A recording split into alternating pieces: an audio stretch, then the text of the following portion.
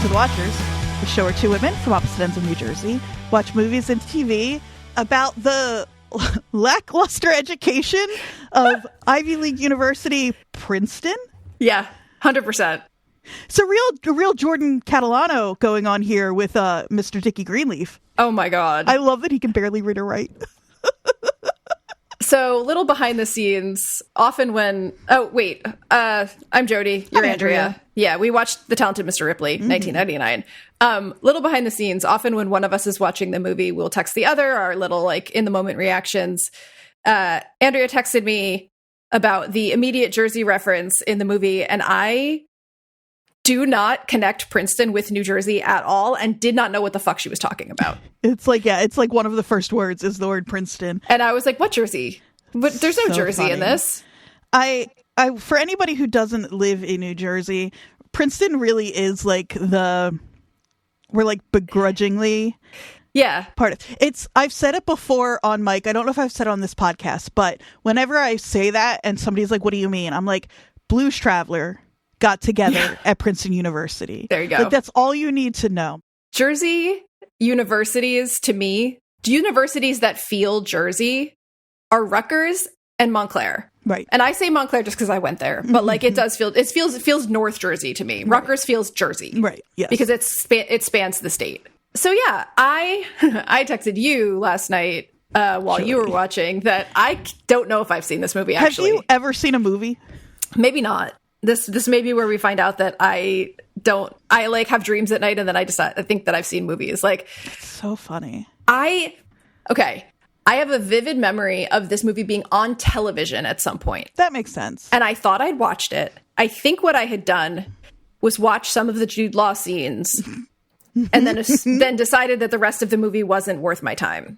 I don't know how I hadn't seen this movie because, I mean, I do know how. I hadn't seen the movie, but this is at a time, I think Jude Law is one of the people you and I have in common as somebody and this is peak Jude Law. I don't know what.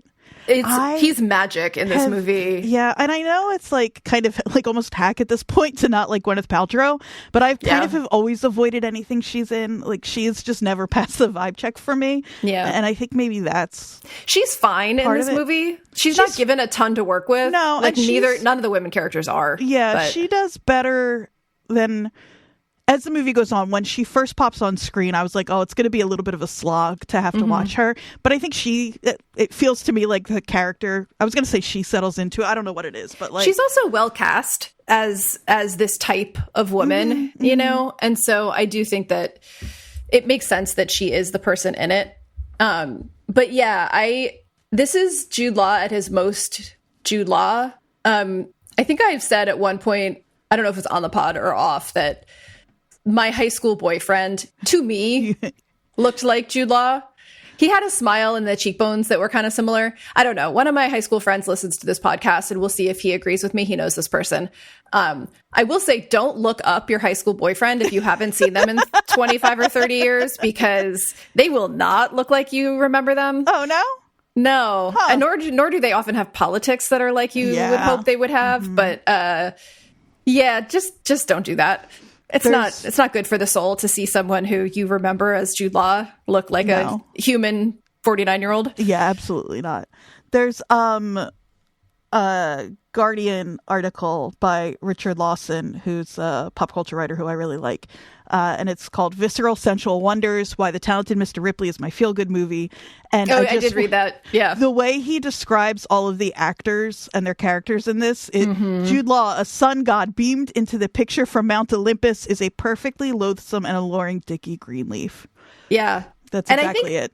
The thing that I had forgotten about, like, I have seen pieces of this movie at least, is that Dickie Greenleaf is not as bad as like, he's so handsome that you think he's going to be worse than he is. He's kind of a dick, and like we hear stories later on that turn out that maybe he's actually worse, but like, it's so funny. I was going to say almost the opposite, and this just goes back to like the preconceptions you and I went into this movie with, which for me was Ripley bad guy, right? Greenleaf good guy, right? And neither of those things are right. Like, Dickie is charming and like beautiful in a way that is like almost difficult to look at some points. It's unsettling. And like when Marge gives that speech about how when you have his attention, it's like all of that feels very real. Yeah. And then also he's a jackass and a dummy and wears the worst hat I've ever seen. The hat's bad. He reminds me of Michael Stipe. Whenever he has the hat on, he looks like Michael Stipe. Okay, wait, hold on. Before you go on, that's in the line that I was going to read to you that I couldn't find. So I think this is probably, I don't remember which article this was from. It might have been the same one you're reading from, but it's about the costuming, which we'll talk a bit more about later. But it's talking about how the costuming around Marge and around Dickie is very like understated wealth, right? Mm-hmm. And the quote that I loved was, when Dickie wears a jacket, it falls down his back like a second spine. When Dickie wears a hat, he looks stupid, but in a hot way. I don't think it is from this article. I think I would have remembered that, but that's... I don't remember which I got it from, but yeah. Right. That's exactly right. Yep. I just needed to get that on record because it was such a funny line. Yeah. Yeah, no, I mean, I think if you only knew me from this podcast, you might think that like the ideal... people I find the most attractive are only Jason Mantzoukas and Samantha Mathis. And I will say that like they do represent types that I do find interesting. Right, but you contain multitudes. I've been occasionally attracted to a blonde. Also, Jude Law is like, this whole podcast could just be about how beautiful Jude Law is in this movie. He's I don't care so perfect. who you are. Like, it is, and it has to be. Who else, like, for this movie to work... he has to be irresistical to like everyone. Who else can you think of anyone else who could have done this role at this time? No. And I watched I'll talk about this a bit more later, but I've mentioned before that I watched the series Ripley that came out in 2020-ish with Andrew Scott.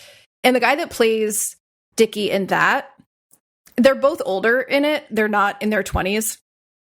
The guy that plays the Jude Law character in that is handsome, but he is not. And I think it's in that context, he's not supposed to be. Their dynamic is totally different in that show. The Tom Ripley character is a very different character. Like it's meant to be an older version and a less naive version and kind of a darker version almost. But like there isn't... I feel like trying to recapture the dynamic of Matt Damon and Jude Law in this movie for 2020, you just don't do that. Find something out. That's what they did. They found a completely different dynamic. I think you have to, right? Even Matt Damon in this movie, he's not somebody that I have like ever found. Like I think he's just a guy. Yeah. But they even he is like. It's also the way it's shot. Yeah. It's shot like it's in love with the people in it. Totally. Like I've read a bunch of interviews with the cinematographer, which is becoming something that I've found myself doing more and more. And listening to him talk about his influences and the way that he shot this movie was really enlightening. I'll bring that up when we get more into production. That's cool. Because you have to also kind of believe that all of these people, all of them, except maybe Freddie, but even Freddie, are at least a little bit in love with everybody else. Like that is... Yeah. Yeah. Well, and... You know, for this role, Matt Damon lost a bunch of weight. Like I know, and I hate to be like, oh, finally, he's underweight and beautiful, but like, but Dogma is the same year. Yeah, and he's beefy. It's the most he and Hilary Swank have ever looked alike, and so maybe, and I mean they look so much alike, but especially in 1999, and maybe that's why I'm finding him more attractive. I don't know, But yeah, 1999 is when this came out. It was the same year as American Beauty, Being John Malkovich, Fight Club, Magnolia, like a million other movies we've talked about. 1999 is like one of the movie years that people always reference. 13. Like everything about who I am now, I feel like is shaped by the movies that came out in 99. Like, yeah. Other movies that came out in 99. So we talked about American Beauty, Sixth Sense, Matrix. Like... That's what I mean. Just these iconic movies that we... Yeah. The Oscars that year, it was Sixth Sense, American Beauty, Cider House Rules, Green Mile, and The Insider. Being John Malkovich, we said... What else came out that year? Boys Don't Cry. Those are the Oscars movies. But anyway, it was a really big year Matt Damon was doing a lot, but he was doing quite a... I don't normally listen to podcasts, like we've said, about the things... We need to just put us saying that on the soundboard. I know. I don't like to be influenced by what other people think of things, but I did listen to a little bit of the Ringer podcast about this movie on its 20th anniversary. And I think it was Bill Simmons that said this, and I really agree. The Matt Damon that we had in 99 had so much interesting variety and potential for sort of more unusual characters and the ability to kind of blend into them than we've seen in the rest of his career. I know. It's a little disappointing. Like, he got into the Bourne franchise and a bunch of other movies where he plays like American Man. Yeah. Like hero guy. He tries here and there to pop out and do something a little different, and we just don't let him. No, and this was the most successful version of that, I think. And he's so good. Like, he's so... The balance of, like, being kind of, like, bland and uninteresting, and then also so dark and, like, I wish we had more of, but I guess I can see both sides of this. Any of the times where he's, like, putting on a voice, when he's doing the thing where he's echoing Marge and Dickie talking about him. Yeah. Just like anytime he gets to be a little sinister like that is so fun, and he's so just unsettling in a really like understated way. Yeah. He is such a better actor than I give him credit for most times, because like when I watched this time, again, I don't think I've ever seen the whole movie, actually. I've seen scenes from it. But the memory you made for yourself of when you have seen this before. Exactly. Was that, like, Jude Law is beautiful and Matt Damon is fine, right? When I watched it this time, I was like, really? So, not to already keep bringing up the 2000 TV series, but one of the things that's always said about that is that the success of that show rests on Andrew Scott's micro expressions. It's in black and white. It's an understated, beautiful show. If without Andrew Scott's acting talents and his ability to like show minor emotions going past on his face really quickly, it wouldn't work. I didn't have that feeling about Matt Damon before watching this. I kind of feel like he very quietly sells so much in so many tiny expressions, which is not something I would associate with Matt Damon. No, I feel like we've kind of overlooked his like real actual talent. Yeah. Because he's so good. I mean, Andrew Scott, maybe we'll talk more about Ripley at the end. Like I told you, I had it on while I was doing research, so I wasn't actually watching it. I was just looking at it. It's the most beautiful thing. It's incredible. I can't, like I said to you, like pause, frame it. It could go up on your wall. It's gorgeous. Every single frame is a photograph. But Andrew Scott is one of the great, like, I think he's beautiful, but even if I didn't, he's just one of the great faces. He's like, so watchable. I just love to watch him make any face. He's and so that's good. Not something that I would have said about Matt Damon prior to actually really sitting down with this. I want to talk a little bit about production. But before we even get there, I want to address the Patricia Highsmith of it all. So these are facts I didn't really... So first question, have you read Highsmith? No, not at all. Okay, so this isn't... Because I know this isn't your genre that you studied, so I didn't know if you'd actually gotten to her. No, she's... everything about her is new to me. I didn't even realize that she wrote Carol. Yeah, well, Price of Salt, yeah. Yes. Yes, so this book is from 1955. Written by Patricia Highsmith. This is one of a series of 5, I believe, books about Tom Ripley. And so a couple of things about Patricia Highsmith that were new to me. She was a lesbian, not new to me, because she wrote Price of Salt, which became Carol, which... I totally stole this from the comedian Cameron Esposito, but every Christmas now I watch Carol, so I can have my Christmas Carol. But she was also a raging anti-Semite, pretty racist in a lot of her commentary and behavior. She spent a lot of her life living in Europe and complained about the taxes on Americans living in Europe. She was... the quote from the article, the Ringer article, was, she was also a misanthropic and hateful racist with unrepentant, cruel views of basically every person she met. Highsmith's sensitivity to the unequal and oppressive distribution of wealth and power never evolved past the resentful affinity required to try to claim it for herself. She met James Baldwin at a dinner party and wrote to a friend that, as she had expected, he was an interesting pain in the ass. Oh my God. She referred to the Holocaust as either Holocaust Inc. or sometimes the Semi-Cost because it only killed half of the world's Jewish population. So... last sentence in that paragraph, right after that, her lifelong political cause was that taxes were too high for Americans living abroad. Just like the bingo card of bad takes. Just no good takes. Unbelievable. Yeah. Yeah. So also what I didn't know about her was that she got started writing comic books. Huh. So she... Fascinating. Yeah. I didn't know ladies were allowed to write comic books. I didn't either. She was a contracted scriptwriter for comic books during their golden age from the 30s to the 50s, where characters such as Captain America, Wonder Woman, Batman, and Superman were being introduced. Comics. Yeah. Yep. And then the last sentence in that paragraph, which I need to know more about this. A mutual acquaintance once tried to set her up on a date with Stan Lee. She ate his liver with fava beans and a nice Chianti.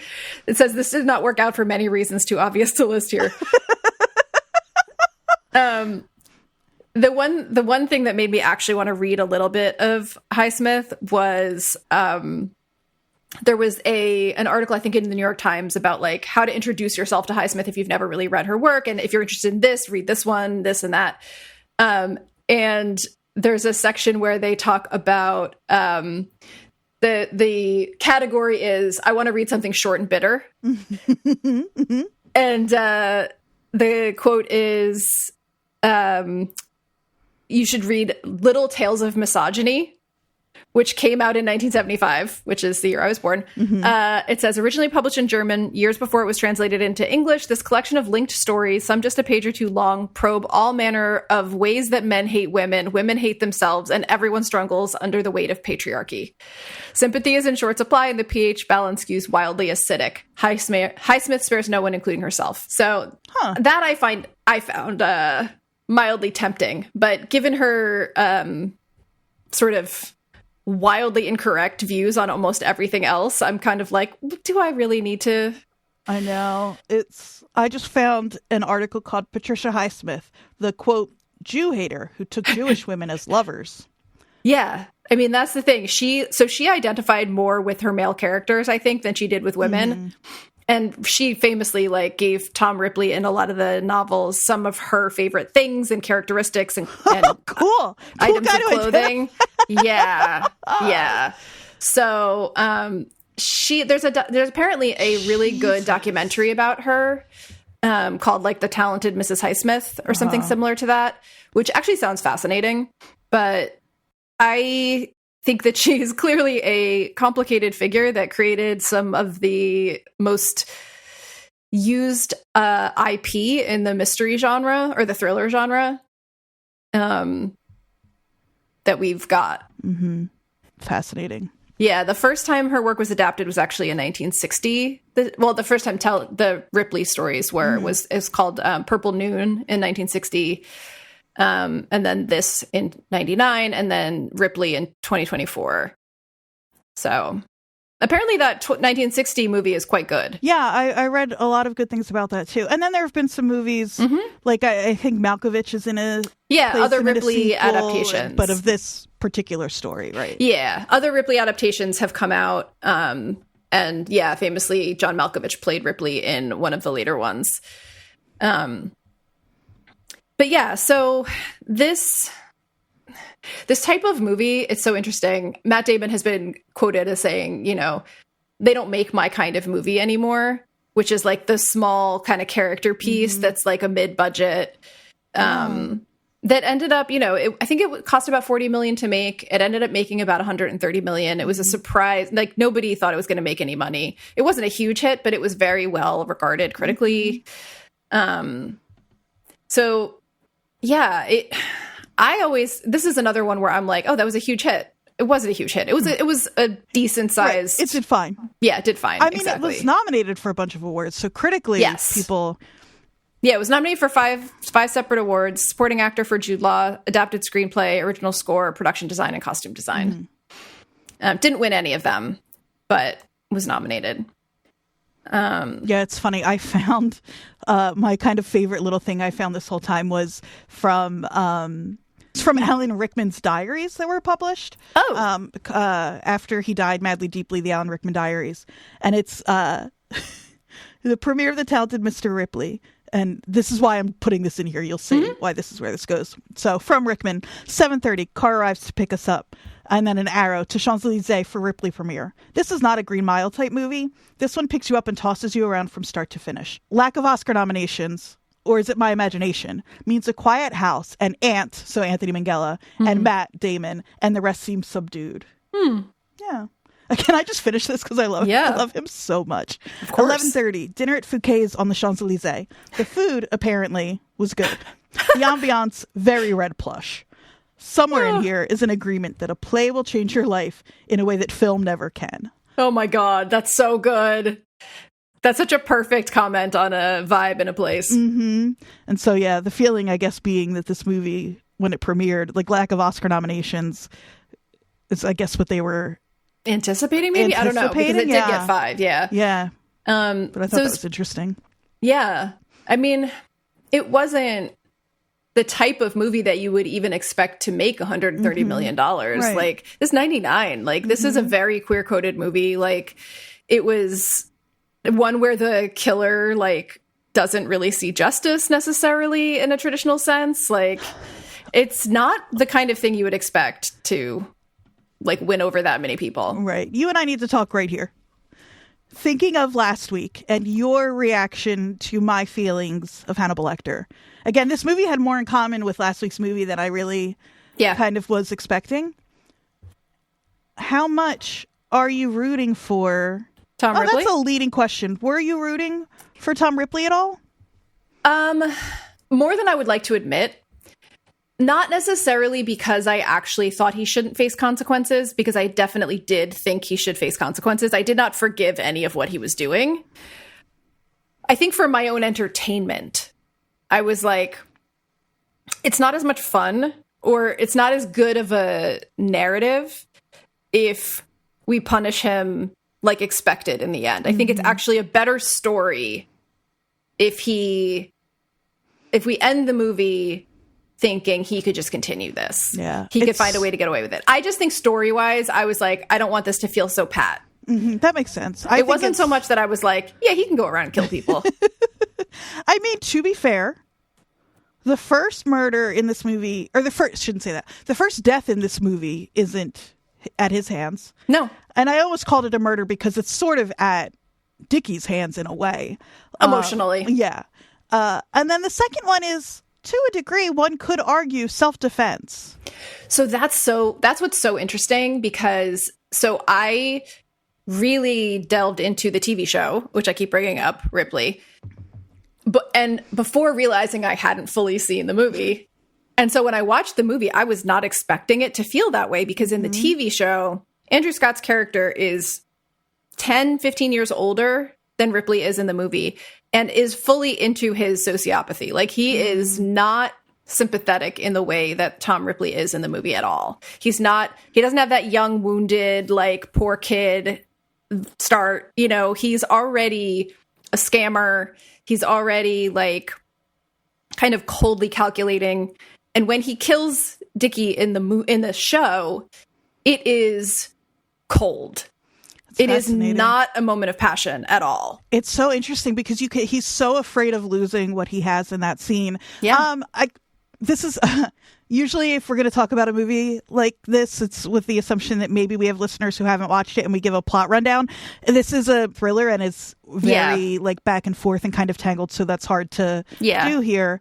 But he really reacts, if not in self-defense. So I think the argument could be made that at least he was fearful that he could. It was definitely more of an even match than than it ever was in the show. And it's so uncalculated. The first time he hits him is shocking for us and for Tom. Yeah.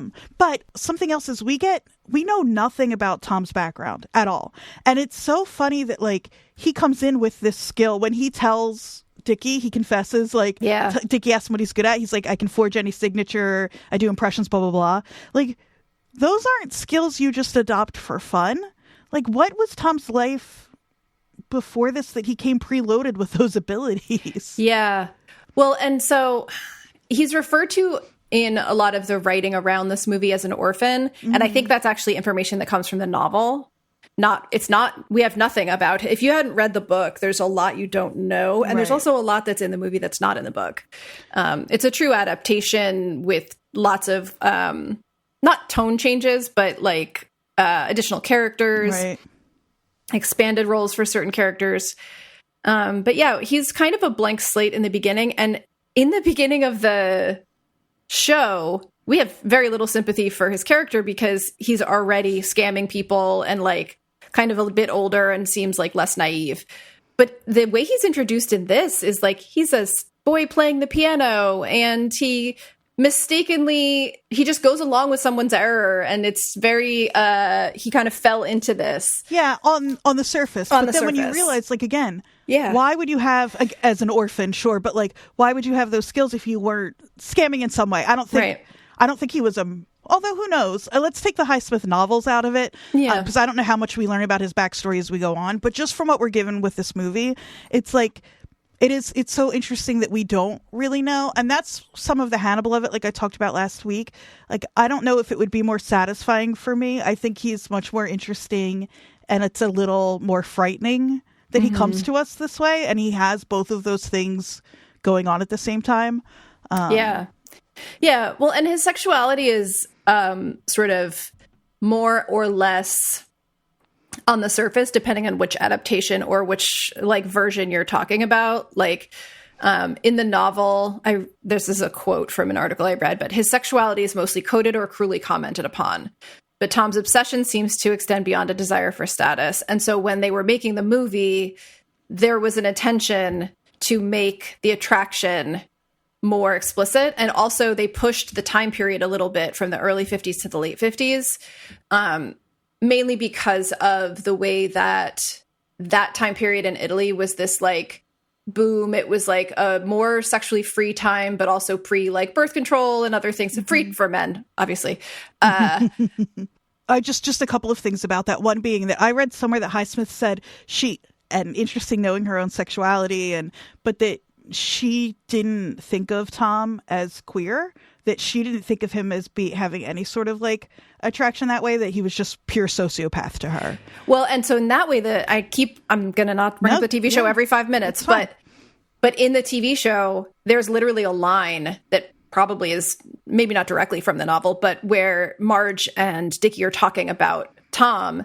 And I think one of them asks, do you think he's queer? And the other one says, like, I don't think he is a sexual person at all. Like, I think he's just, that's not part of his makeup. Right. You know? And it's, I want to go back to Buffalo Bill a little bit in a way, because it's like, there is a problem with saying queer people can hate themselves so much and their attraction so much that it causes them to murder people. There is something else to be said about society demonizing queer people so they feel like they have to defend themselves in this way. And it reminds me a little bit of, is it Emily St. James' article? Yeah, I think it's Emily St. James who wrote about, like, if we take Buffalo Bill for Buffalo Bill's word as opposed to the people talking around, again, him, because the pronouns are used in the movie, this is a person who has been denied gender affirming care and and by connection, mental health care that they need, and that can create a sort of reaction, right? That it's right, not internal, but doesn't typically external. turn that person into a killer. Exactly. But just to like kind of, I'm almost excusing the movie and saying that, like, I don't know that the movie is saying that it's Tom Ripley's queer love for. It's definitely not. That was like, trying it to may kill. be. No, it's definitely not. I mean, it's maybe can be read that way if you want to read it that way, but like Mangela's been interviewed many times about this specific topic and about how the one thing he desperately didn't want to be saying was that was playing into the gay serial killer trope. Like, he was very aware of it, and he was like, that is not what we're doing. But he also said, which is something you mentioned last week, which was like, you know, gay characters should get to be all things, right? Which was the Emily St. James take on it as well. But he was really aware of this and was really conscious of it, and did not want that to be the take. To him, it was more that it was not incidental, but like that it was almost more that Ripley wanted to be Dickie, not be with Dickie, even though it was both, right. you know. But, you know, and that is sort of, it's interesting because in order to emphasize the queer storyline, like Peter, the guy that he's with at the end, is barely, like, I don't even think he's in the show, and he's barely in the novel. Like, that's an addition for the film, that relationship. Well, it's funny. That's the relationship in this movie that solidified for me that Tom is, if not gay, at least queer, because I think he does have feelings for Meredith too, in a way. But like that, the way he murders Peter, we don't see it happen, but he's sobbing. Yeah. You can tell he's feeling so remorseful about that one as it's happening. Yeah. I don't think he has feelings for Meredith, but that's just my take on it. I think that he sees her as an interesting plaything. That she wasn't, especially because she's one of the ones who knows him as Dickie. Yeah. Like, that's a good point. She's not a character really in the book, right? At all, right? At all, yeah. She's made up for the film, and thank God for it. I love her. I mean, Cate Blanchett. Come on, just watching her blow in and out of this insane dark movie and just be so. I thought at the beginning that, and I was like, oh no, this is going to be so tortured in like a, not in like a violent way, in like a convoluted, I guess maybe is a better word, that we were going to find out that she was also like a kind of Tom Ripley kind of person. That would have been using a fake name. Pat. Yeah, absolutely. And I was like, please don't be going there. But that, like, she was going to be the one to find him out because you're going to find out that she's also, but no. Mangella talked about how part of why he introduced her was just because, like, he wanted almost like an imitation Marge for Tom. Like, he wanted to draw a parallel and contrast between like Dickie and Marge's actual relationship and Ripley and Meredith's whatever the hell that was. And it does give us another way to play with all of the like not mystery, but the like deception of it all, where like her showing up and it's a little bit of like the him having to be on two dates at the same time kind of trope. And well, and like, you know, he is destabilized when people aren't interested in him, like actually interested in him, you know, because he's so used to being reactive towards people who dismiss him that when Meredith is actually interested in him and Peter's actually interested in him, like, it confuses him. Right. Yeah. And he kind of loses his usual confidence. But yeah, I mean, like, Cate Blanchett, like, she's unbelievable. She can do anything. So the way she speaks in this movie is so funny. It's like very slightly affected. It's not over the top, but it's like, you know, this woman, like, she's perfect. It totally works in this movie. It's the same too with, and if we could talk about him for an hour, I would be happy and it wouldn't be enough time.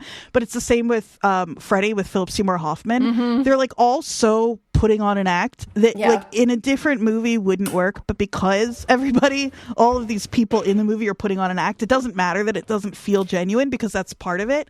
Well, and it's like the act that they're putting on is actually genuine to them. Right. It's like they're putting on an act, but it's the act they were born into. Right. Yeah, totally. I want to rewind a little bit and just talk about the production. Yes. I know that like we kind of passed that, but it doesn't matter. Let's go back. It's our show. We can do whatever we want. Yeah. So Anthony Mangella wrote this script for hire originally and wasn't even being considered to direct it. He was hired by the people who produced the film, but within the time it took for the production to kind of ramp up, he came out with The English Patient and won an Oscar. And they were like, wait, you were interested in directing this movie that you wrote for us. We never told you couldn't do that. So hilarious. He ended up actually directing, even though originally he wasn't. They were like not interested. But he was like a hot director after he, like, I mean, English Patient won 9 Oscars. I'm sorry, not an Oscar. Yeah, let's be. He also, much more importantly, if you ask me, is that he wrote 2 episodes of the Jim Henson Hour, and then also was the main writer for Storyteller. Okay, I have a related fact that I'm hoping you haven't found yet. So his first movie was Truly Madly Deeply. After that was 1990. He wrote a screenplay titled The Seven Deadly Sins, in which the sins were to be portrayed by animatronics from the Jim Henson Creature Shop. What are you talking about? Hold on, let me continue. The film remained in pre-production for at least 10 years, in which Minghella kept working on the script. At first, Duncan Kenworthy was attached to produce, then later Saul Zentz. Oh, interesting. Originally, Minghella was set to direct, but later he was replaced by Stanley Donen. The film remains unproduced. Someday, for me. Incredible. Yeah. Minghella or Minghella? It's Minghella. Okay. I've heard it. I was doing the Jersey pronunciation, which was Minghella, but that's not correct. It's Minghella.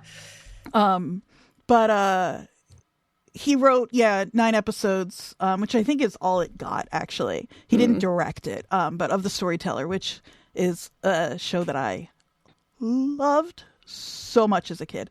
It's like John Hurt as this old storyteller, and he's telling old European folktales to his dog, but it's all I feel Jim like I remember this vaguely. Great. Yeah. He also, one of the best things you can say about a director is the awards that go to people he's directed. I feel like that's a good sign. And he directed 5 actors to different Oscar nominations. Ralph Fiennes, Jude Law, Renee Zellweger, Juliette Binoche, and Kristen Scott Thomas. Oh, good for him. So, and them. Yeah. I don't have a ton more about him. He seems like a pretty well-loved guy. He passed away really young. He was 54. He passed away from complications after a surgery. It was sort of unexpected. It's one of those, what else could he have done moments, you know? But I want to briefly mention the cinematographer just because, I feel like more and more I'm thinking about it in terms of this as a partnership. And John Seale is the cinematographer that Minghella worked with repeatedly, or Minghella. I'm going to keep fucking up his name. They know who we're talking about. Yeah. Worked with repeatedly. Worked on The English Patient, worked on Dead Poets Society, Rain Man, a bunch of other things. I really liked reading about how he thought about this movie because there's certain camera tricks in it that feel a bit dated to me, but there's so he says, I love to use the zoom as a visual tool. It has a wonderful power that I can't work without. And I remember a couple of times being that's a dramatic zoom in right there. But he talks about his role as a cinematographer as less of him being the auteur and more serving the director, which I think there's multiple ways to think about it. But he says, you should never be fighting to make your own movie. As a cinematographer, it's my job to get on the director's visual and narrative wavelength. Every film should be totally different, and you should have a blank, open mind as you go into it. I like that. Yeah. And I mean, this movie is beautifully shot. It's gorgeous. It's very different from, I think, any of the other Ripley movies. It's very the light in it is really specific. It's very sort of romantic. It always feels like late summer, Everything is golden, but but not in a glaring way, and a very I don't know. Well, and it was intentional. So part of what they were trying to do with that is because in other movies you could see it's starting out very glowy and warm, and then as things progress and get darker, that the light gets darker. We've talked about other movies doing that. He decided to keep it, he and Minghella decided to keep it more soft and romantically lit throughout to emphasize the contrast between what was happening and where they were, which I thought was really cool. I did read that it was incredibly difficult to film because they just did not have cooperative weather. Yeah, it rained the whole time. Whole time. They had to shoot a couple lines at a time sometimes, just in the tiny breaks in the weather. Well, it's incredible because it looks like I would move there in a heartbeat. Yeah. And I mean, also apparently trying to film in those like very stereotypical tourist locations is incredibly difficult. He said like, well, I think it was the cinematographer said like, this was such an amazing experience that I would never want to repeat just because it was so hard to film it. The part of that I thought was really illustrative was in Venice, everything had to be loaded onto boats and we had to work pretty much completely on the water. In addition to camera boats, we had a boat for our generator and a boat for all of our gear. To make matters worse, Italy was in the middle of their super high tide that arrives in the winter and basically submerges part of Venice. We were shooting in Piazza San Marco and we had to wear hip boots because the water line was a foot or two above the pavement. The Italian crews were fairly used to working under these conditions, though, and they took everything in stride and helped us pull through. So yeah, apparently they worked with a lot of local crew and had a lot of local extras, especially in the scene of the ritual where we see I think it's Silvana, the body. That feels like real people, not actors. Kind of like That's cool. Minghella talks about wanting to make it feel a little bit like a Fellini film in those scenes. I could feel that. Yeah, I could see that. There's a lot of fun stuff. There's it's funny, you and I were talking earlier today because of Ripley about Henri Cartier-Bresson, who, as I told you, was the only photographer I know anything really about. But there's a shot in the movie where in the background there are two men. One man is sitting on another guy's lap, like facing him. And that's a recreation of one of his photographs. And I love that because it's such a, like, just kind of talking about, them wanting to make this like a Fellini film and just kind of pointing back to art from closer to this time period to kind of like ground it that way. I think is really cool. Yeah. Real quick. I have one or two fun little production things that I really like people. Maybe I only have one. And it's kind of a convoluted Jersey connection, which are actually my favorite Jersey connections to make. Lydia Dean Pilcher, who was a producer for this movie, is also a director for a movie called Radium Girls. Oh. And if I know where that story's from. Yeah, and if folks, you don't know anything about the Radium Girls, so I think people probably do, right? They were that group of factory workers in like the early 1900s, like 1920s, who got like horrific radium poisoning. Yeah, because they were painting watch dials and hands with that like glow in the dark paint, and that happened in Orange, New Jersey. Like, so that's like a big Jersey scandal. I don't know what the word is, but it's a horrific story. Yeah, it's one of the many environmental disaster stories that come out of our home state. Right, exactly, and that's Who do we know that didn't grow up near a Superfund site? I mean, nobody, because if you live in New Jersey, you live near a Superfund site. But yeah, so I just had to. I couldn't let that go. Yeah. I had a couple other little production things too. Apparently, the first test screening they did went horribly because they hadn't. So they hadn't set up any sort of hints that basically. So let me actually just say it the way they said it. When he kills Dickie, the audience was totally unprepared. They hadn't been set up to understand that this could happen. And so Minghella redid the first few minutes and kind of used some cues to Hitchcock to give you a sense that there was a darker undertone. So the credit sequence was inspired by North by Northwest. The music kind of was reminiscent of Vertigo. He established some flashback structure around the beginning. So he began the film with kind of the final shot. Right. The music is very haunting. It was performed by Sinead O'Connor. Yeah. Cool. And then having the narration where Tom is reflecting and saying, if I could just go back, if I could just rub everything out, starting with myself, starting with borrowing a jacket. And then nothing else changed. But he added that little bit at the beginning to kind of set up the idea. Movies are so cool. I know, right? That's all we needed. I will tell you, I thought this movie was about, unlike you, I have never seen this movie. Even though you, in some deep recess of your brain, theoretically had. Yeah. I thought this movie would be leading up to the death of Jude Law. And so first of all, when they have that fight in the middle, I'm like, how are they coming back from this? Like, does Tom just go into start stalking him? Like, what's going to happen? That we have a whole second half of this movie, and then when he hits him with that oar, I genuinely, my jaw dropped. Like, That's great. shocked. It got you. Yeah, it was really cool. It's also just the way they film that scene. Just the crack on like, it is. Yeah. Well, and the fact that like half of this movie doesn't have Jude Law in it is a little sad to me, but also like surprising when you think about the popular sort of view of it. Like you forget that Jude Law is gone for the second half because he's so present still because because basically Tom is trying to turn into him.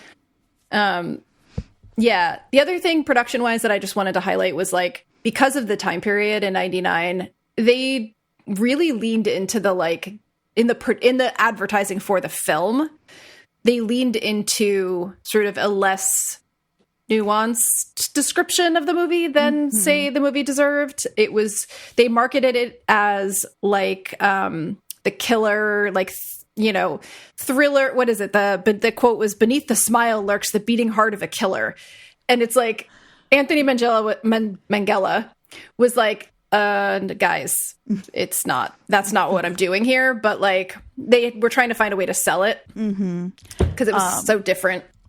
I watched the trailer and it's so funny. They're still using the trailer guy voice. Yeah. And it feels so like hit you over the head. I was going to say with a shovel, but maybe with a boat oar. With a boat oar. Yeah. Yeah. Yeah, you can totally feel that. It is. Yeah, the quote was, they felt they should market to the widest possible audience. So it was not Italy. It was not gay. It was not opera. It was not jazz. It was not 1950s. Not all the things we loved about the movie. That was by the producer. Yeah. So, but it ended up kind of finding its audience anyway, even though it was a little bit mismarketed. So I do think I want to talk a little bit more cast stuff before we kind of move on. So we've talked about the people generally. I want to talk alt casting for a second. Did you read anything about this? Just who was originally kind of who they had in mind for Tom originally, who turned it down. Who was that? I think Leonardo DiCaprio. Of course. But this movie can't be the two most beautiful. If you're Leonardo DiCaprio, although the only person who you might be envious of in 1999, looks wise, is Jude Law. But I just think you need somebody who's a little more unassuming. Yeah, and like absolutely. I said, I think Matt Damon is beautiful in this movie, but it's just a different kind of. It just doesn't. He has the ability to blend in more with like normal society. You can ugly him up a little bit more than you can like and can Leo. You imagine like Gwyneth Paltrow treating Tom Ripley like a cute little like almost little brother when she's like, if you don't come along, Tom and I are going to run off together. Isn't that funny? Like, right. If it's Leo, you're like, hey Jude. Hey Jude. Tom's about to... Yeah, no, that would not have worked. Because he's Leonardo DiCaprio in 1999. Yeah, exactly. Did you read that one person who wanted this role, but wasn't really seriously considered, was Jim Carrey? He wanted to play... Tom Ripley. Tom Ripley? Tom Ripley. Huh. I mean, he's a weirdo. So, But that was just something I read and was like, that's a name I was not expecting to see in there. Yeah, well, and especially because, I know he took him like more serious. Well, he's back at Sonic the Hedgehog now, but like for a while he was doing things that were a little more serious. Yeah. But I'm trying to think of where he was in 1999. Let's see. When did Mask come out? Oh, much earlier, 94. That's what I thought. He's another one who, have we talked about how in love with Jim Carrey I was as a young person? I think it's come up once or twice, yeah. Because he was between 1994 and 1997, he was in The Mask, Dumb and Dumber, Batman Forever, Ace Ventura, or between 1994 and 97, sorry. He was in Ace Ventura, The Mask, Dumb and Dumber, all the same year. Then Batman Forever, the Ace Ventura sequel, the next year. Then Cable Guy, and then Liar Liar. So those were all there. But then Truman Show is 1998. So that's what I was wondering. Truman Man Show on the Moon is 1999. Okay. So he was in his like, I'm taking a serious actor turn moment. Yeah. So and what about Eternal Sunshine? Eternal Sunshine is a little later. I think that is 2004. Okay. So I could see why he thought it wouldn't have been absurd of him to go out for it. It doesn't Yeah, I can't imagine it. It doesn't work, but no. Thankfully, Minghella had seen Matt Damon in Good Will Hunting and was just like, this is my guy. He said he had the right mix of credibility, warmth, and generosity. So that, because the key to this film, or one key to this film, is having you at least somewhat root for him. Like, you can't just, but you can't just immediately, like, you can't spend the entire movie being like, this guy is just a sociopath. You have to have some sympathy, or you have to see some vulnerability in him that makes you feel a little protective. There are a couple of moments that really do that. One for me is when, I don't think I know we're talking casting, but just, it feels to me like Tom has totally made up in his mind that Dickie has feelings for him in return, for the most part. I think Dickie is one of those people who loves the attention and therefore will kind of like flirt with anyone. He has chemistry with everyone. Yeah. He's one of those. So, but I cannot blame Tom for thinking when Dickie invites you into his bathroom while he takes a bath to play chess, that he might have ulterior motives. Yeah. When he says, like, can I get in? And Dickie says no. And then Tom's like, I didn't mean with you. It like breaks my heart a little bit. I'm like, oh, this poor doof. Like, there are a few of those moments throughout that really do kind of like, and it's also why Tom. I think you have to have some cruelty, like more overt cruelty from Dickie towards the conclusion of their relationship, where it's not just that he's kind of cold and a little bit dismissive. Like, he has to get more, like, purposefully hurtful. He says, like, you can be a leech and it's boring. Like, he calls him boring. Yeah. Brutal. Yeah. So what else did I want to talk about with cast? Another small Jersey connection.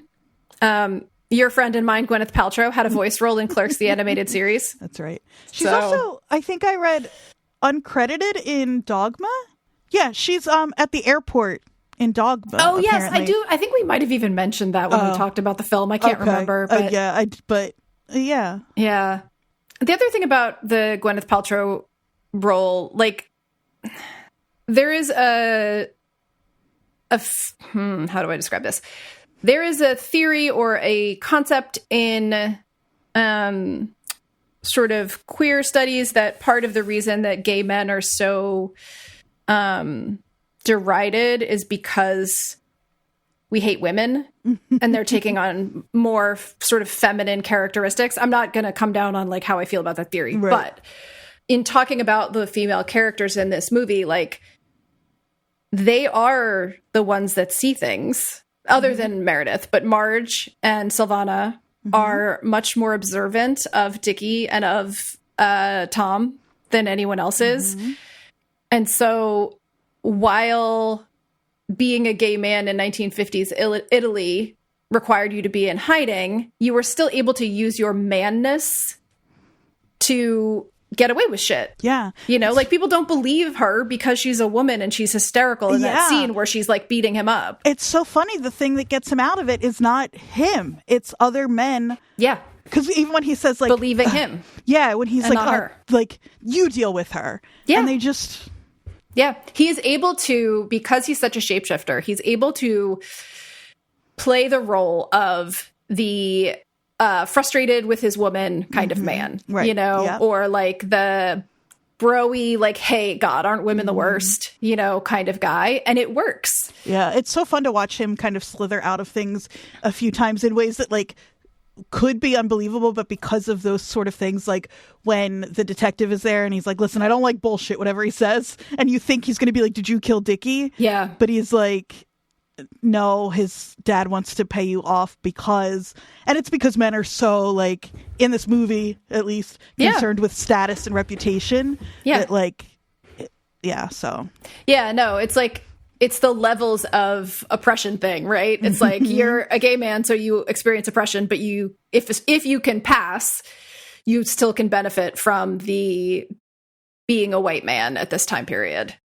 Should we talk about Philip Seymour Hoffman a little bit? I would love to just give him a moment. Philip Seymour Hoffman, a lot of it. He steals every scene he's in this movie. And it doesn't, again, it just and feels he's so right. nasty, but like... He's so nasty, but he's so funny. Yeah. And every choice he makes is like, you just... Tommy. It's like, how's the peeping, Tom? Tommy. Like, he's so good. He's perfect. Well, and I say that the women are the only ones that actually see through people, but he sees through Tom immediately. Immediately. Yeah. He's not having any of it.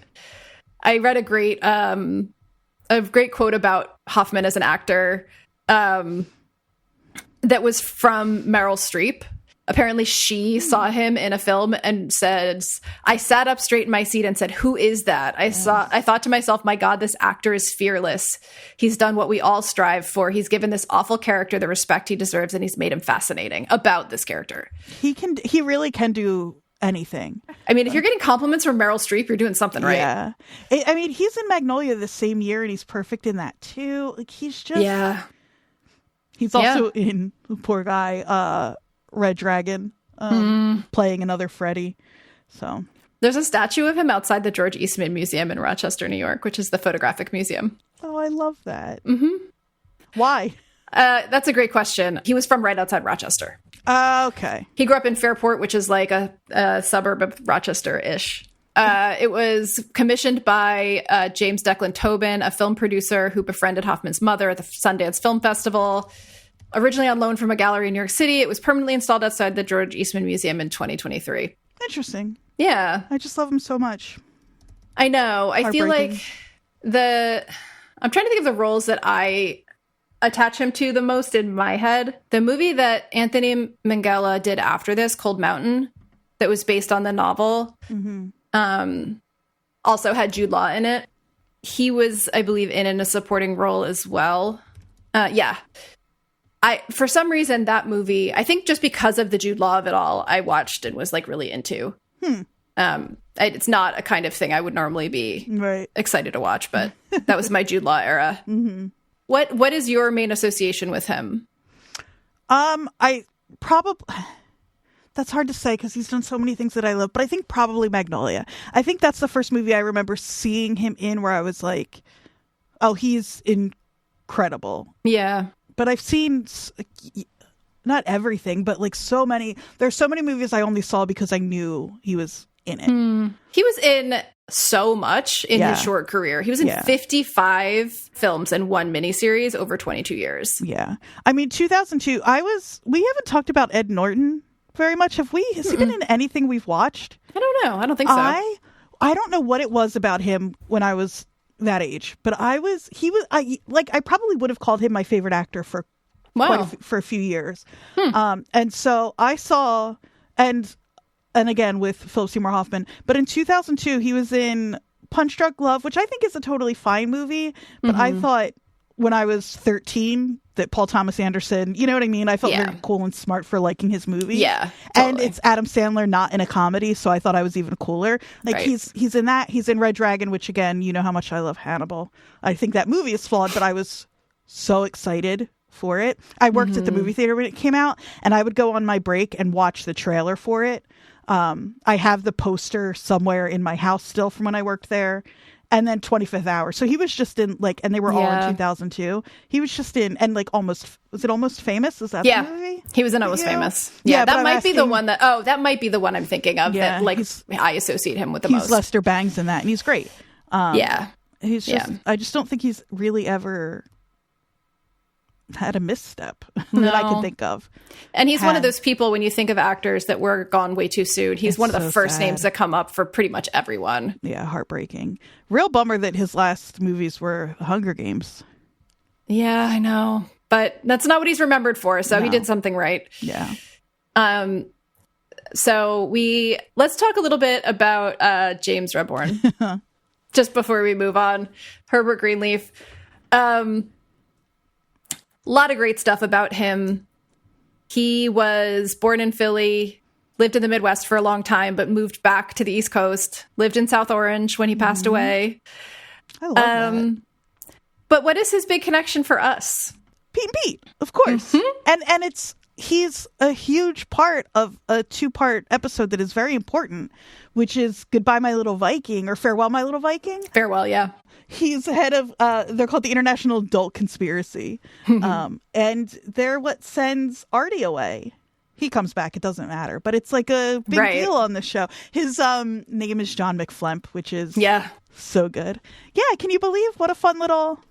Yeah. Seems like he was probably a pretty interesting guy if he was one of the people that was like, yeah, I'll hop onto Pete and Pete. Like, you know? I always feel like now that having gotten to know that show a little bit more, that like all of the sort of normie actors that we think of that ended up, or musicians, Iggy Pop, whatever, that kind of... Patty Hearst. Yeah, that ended up in that show. I'm kind of like, okay, you're more interesting than I gave you credit for. Yeah, totally. But he's one of those guys who's in a billion things. He worked forever, too. Yeah. He also... Actually, don't know if I can read this without being emotional, so maybe I shouldn't, but we can put it in the show notes. He wrote himself an obituary because he knew he was passing away. Yeah, I didn't read the obituary, but... It's just one of the most beautiful, like, life-affirming things, where he basically is talking about all the people in his... It's not about him, it's about all the people in his life. Oh, that's and how so great nice. They were. Oh. Yeah. So we can link to it. It's a bit of a detour, I think, to actually go through and read it. I've been doing a lot of reading, but it's worth reading if you're kind of a person who is like sentimental and would want to read something like that. I think that's all I have for casting. Yeah, I don't have anything else. I did want to briefly mention that this is another movie that has an opera scene in it. With a single tear? Yeah. Yeah. From that same Ringer article that I keep mentioning that was written so well, there was a quote that said, "Not every good movie has an opera scene, but every movie with an opera scene is good." Great. Yeah. Moonstruck. It's such a great way to kind of like echo what's happening with the characters and give them a moment to emote. I love how on the nose it is. It's very like a Hamlet, like putting the play in front of the king to see how he reacts. Yep. And he's moved by it. It's not even that it makes him nervous. Yeah. It's he gets the single opera tear. Yes, he does. He does. Should we talk about reception a little bit more? Talk about the Ebert of it all? 4 stars. Ebert. It's because the women don't have anything really to do in this movie. So he likes it. I read the review and it's weirdly non-specific. Like sometimes he'll latch onto something and get kind of deep into an analysis of it. He doesn't really do that here. He just kind of talks about like that it works well. Like it's really interesting. There's nothing that he's like specifying that is like the thing that makes it. Yeah. He said, it's funny, this is one of his, like, it sounds like an insult, but he's trying to turn it into not. He says, Matt Damon is bland and ordinary as Ripley, and then takes on the vivid coloration of others, even a jazz singer. So it's actually, like, it ends up kind of a compliment. But he says, this movie is, he says, this movie is an intelligent thriller. Wait, is that just written wrong? It is. Okay, that's not me. That's just a typo. I think what he wants to say is, this movie is as intelligent a thriller as you'll see this year. I know. Right? Says it is also insidious in the way it leads us to identify with Tom Ripley. He's the protagonist. We see everything through his eyes, which is true. But yeah, it's really, for a 4-star review, it's very non-descriptive.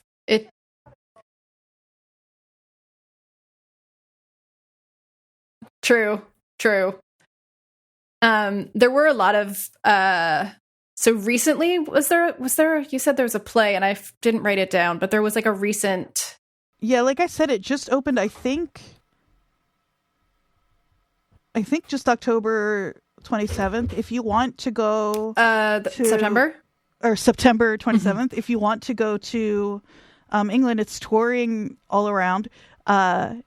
Step into a world of deception, desire, and deadly ambition. How far would you go to become someone else? Is the tagline.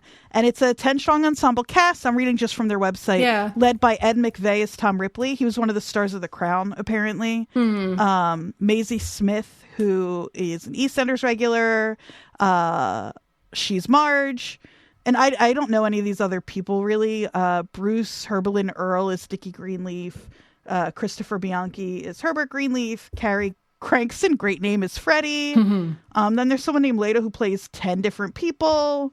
So I think it's all theater actors. It's not one of those ones where they brought in a couple of movie stars. Probably if it comes to Broadway, that's what they'll do. Yeah, but of for course. now, yeah.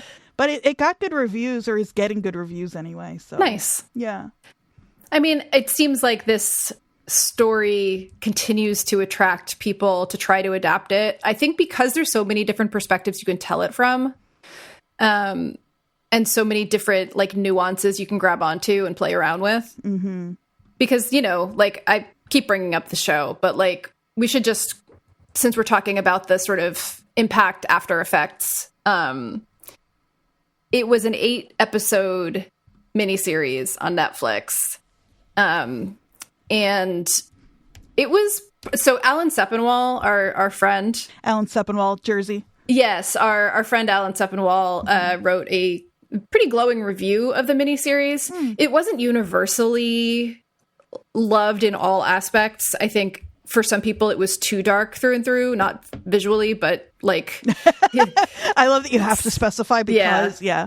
It wasn't, like I said in the beginning, there wasn't the same sort of youthful naivete in Tom that allows us to give him a little bit of grace in the movie. Mm-hmm. Andrew Scott is kind of a sociopath from the beginning. But, and like you said about the photography end of it, like it is just the prettiest show I think I've seen in a very long time. Like as a visual person, I mean, everyone talks about Wes Anderson, how like you could freeze frame any still from his films and it would be a photograph. Mm-hmm. This is like the 1930s black and white street photographer version of that. Like all of those masters of composition of that time, including Bresson, like it's so clearly influenced by that. Right. Yeah. It's so beautiful. Absolutely. And the Philip Seymour Hoffman character, they took a different turn for the type of person they cast for that. And it's really interesting. The actor is very good in that role. Elliot Sumner is the child of Sting and Trudy Styler. Oh. They're also a musician. Grew up in England, was born in Italy. Elliot signed a deal with a record company at 17. And the band name that they use is I Blame Coco. Apparently the album The Constant that came out in 2010 included elements of pop music, electronic music, ska, and punk. Okay, hold on now. Interesting. And Elliot plays Freddie? Yeah. Cool. Yeah. I was instantly like interested in the choice just because it's so different from Philip Seymour Hoffman. There's a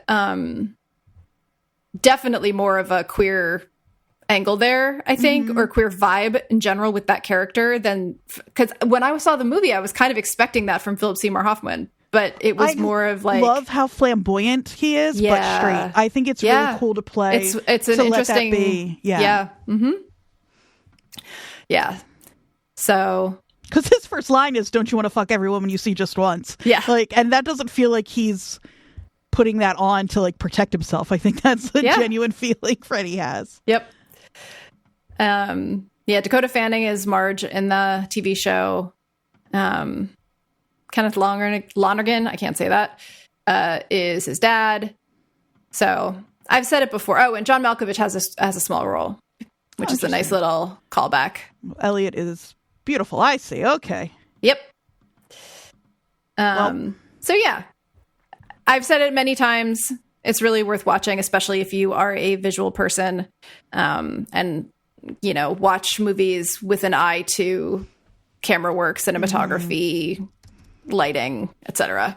So, can I give my hot take? Yeah, go for it. Where's the photography in this movie?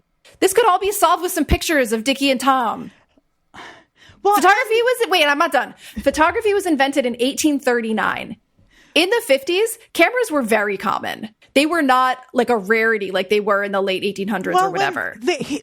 Tom, as Dickie, but hold on. It gets kind of confusing for me.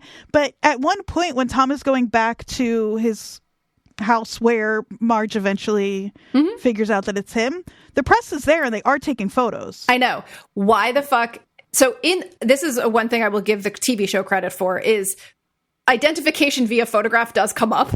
Okay, great. It is missing in this. And it's like one of those things where it's like one phone call could have solved the problem. Yeah. One picture of any of them, which they live in fucking Italy and they're rich. They took photographs. People that lived in New Jersey in the 50s went to the shore, took photographs. Exactly. Like they're going to have cameras. Yeah. How has the 2 hours and 15 minutes of this fucking movie, it never comes up that they could compare an image of the two of them. It's very much like, we're just gonna ignore that. We're not gonna worry about it. It made me so crazy this time because like, at least it does come up in the show. Like, it's ignored for a very long time, but then it is a piece of the puzzle that they talk through. But like, Jesus Christ. Funny. Someone find a photograph of the guy. Nope. No. It's wild. It would have been solved instantly. So I just had to say that because it made me so crazy this time. Yeah, I thought about it with the press because I was like, oh, they're going to publish his photo in the newspaper. You would think. And then what? But no. Mm-mm. Yeah. Last little fun fact I have is that without this movie, the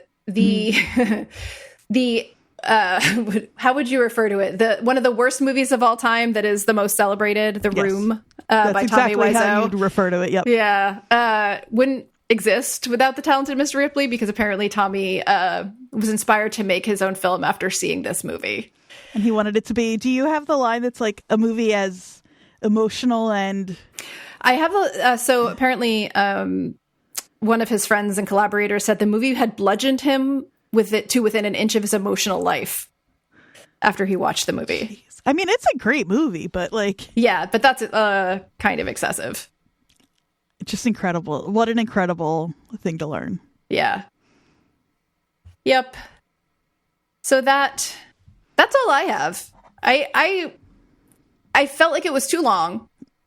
Nothing needs to be over 2 hours, including this movie. You know, I'm with you here and in general, but I'm with you. Yeah. But there was something about the sort of slow burn of this movie.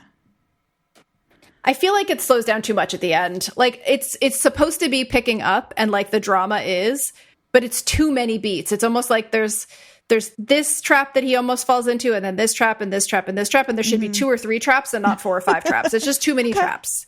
I just feel like, I honestly feel like they could have left out. Maybe this is just my bias because I really got into the TV show, but I feel like they could have left out the Peter part. Also, that's funny because that gives me. There's something about Tom seeming to actually connect with someone who likes him back. Yeah. And having to kill him that is so tragic. Totally. And I say that and then maybe I think, okay, you could have left out Meredith, but then you don't have Cate Blanchett. But like, there's just, I think, one too many strands that we're following. Also, my other complaint is just as an art person, the fact that, I mean, I'm not an anti-music person by any stretch, but like in the book, Dickie's a painter, not a jazz musician. And they return to that in the series. I guess it's more fun. It's so silly to watch him play the saxophone. Yeah, I know. Well, especially because you're like, there's a moment where they're kind of wandering some city and they hear like a real saxophone player playing, and you're like, oh yeah, wait, okay, this is how it's supposed to really sound if someone's talented. And I mean, that scene in the club, in the jazz club, when they end up on the stage together is certainly one of the best scenes in the movie. It's so like, it says so much with so little. It's fantastic. And you wouldn't have that otherwise. But they make a lot of they like add a whole, the painting aspect of the 8-episode series really fleshes out Tom's character in a really interesting way that doesn't happen in the movie. It's taking a seed of something that's in the novel and expanding on it kind of greatly, but it really worked for me. So I'm gonna have to give it a whirl. Yeah, there's a whole Caravaggio angle. Ooh. As someone who almost failed their Baroque art class in college because of undiagnosed ADHD, it was a little bit traumatic, but also just my art brain was like, yeah, let's talk about chiaroscuro. I can't even say it. Chiaroscuro. Oh, It's hard to say.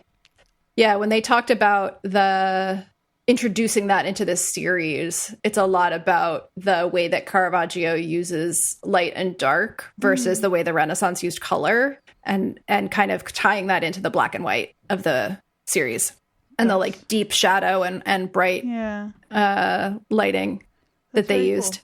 Yeah, it is. It is really awesome. I started to watch an interview with the cinematographer from the TV show because it's so beautiful. Turns out for the Italian, the location stuff, they used the same gaffer that they used for the movie. Huh. And he talked about how helpful it was to have someone who'd been around for lighting the first film and like, it's just so funny. Like, you don't think about those smaller roles, but like it clearly to the cinematographer was really helpful to have that person again involved. That's fascinating. Yeah. Same Italian guy. I love when stuff like that happens. So I think that kind of covers it. Yeah, I think we did it. You're right. I enjoyed it a lot. I did think it was too long, but for the first half, I was like having such a good time. Just it's kind of so like fun hanging out in this, being in Italy with like pretty people. And I totally see why Richard Lawson said it's his it's become his feel good movie. It's the kind of movie I could see myself throwing on in the background now too while I do other stuff. Yeah. Although I'd probably turn it off after Jude Law dies. It's just, it's not as interesting to me. So should we talk about next week? We should. This is one so I thought I had seen the last movie. You knew you hadn't. This one neither of us have seen, and we know we haven't seen it. I'm positive I haven't seen I'm positive I haven't seen this either. But it is a movie that both of us probably should have seen by now. I can't believe neither of us have. Yeah, it's a big, well, for me, I do understand why, because again, I'm not a huge fan of violent movies. Right, that's true. And horror and gore and any of that, or body horror. Like, this is going to be rough for me, but I still want to see it. Yeah, I think we were both a little older too for when this movie came out compared to who it's like marketed toward, but yeah. But we are going to watch Jennifer's Body. And I feel like it's about time I watch this, even though I know I've avoided it because of the body horror stuff. Directed by Karin Kusama. Yeah. Yellow Jackets affiliate. Written by Diablo Cody. Starring Megan Fox, Amanda Seyfried, Johnny Simmons, J.K. Simmons, Amy Sedaris, and Adam Brody. Interesting cast. Yeah. But yeah, so Jason Reitman worked with Diablo Cody to produce it. It's another one, we'll talk more about this next week, but it's another one that was marketed one way, but in a way that was like meant to appeal to the masses or the most people, that doesn't really reflect the film itself. It seems like it's one of those movies that kind of got... it just got spun the wrong way and missed its audience in the beginning. Now it's found it. I mean, it's definitely like a cult classic at this point. And it's free on Tubi. I mean, you can watch it anywhere, but... Fantastic. You can watch it for free with ads on Tubi. It's under 2 hours. Hour and 42 and a half minutes. Not quite an hour and 43 minutes, so... Perfect. I can handle that. Not as good as an hour and a half, but very close. Yeah.